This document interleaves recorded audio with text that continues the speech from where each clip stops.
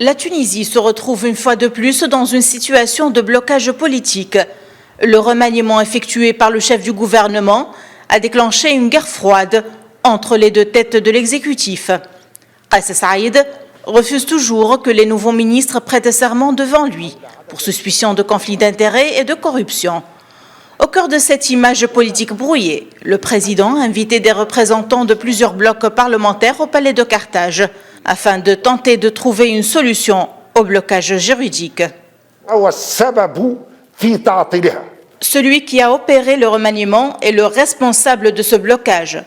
Je sais que ce remaniement a été prévu depuis la formation même de ce gouvernement. Finalement, le président de la République aurait dû être informé de ce remaniement. À ce que je sache, le poste de président n'est pas symbolique, comme le prétendent certains.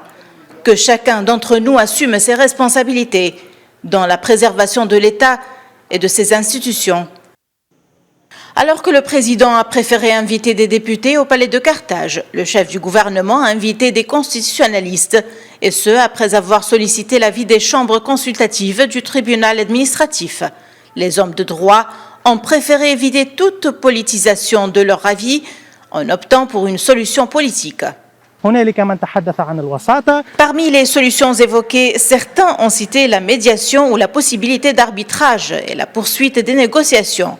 Mais il y a un consensus sur le fait que la question est politique et nécessite donc des solutions politiques, avec la nécessité de construire sur une base légale, prenant en compte d'abord et avant tout l'intérêt suprême et le principe de continuité de l'État.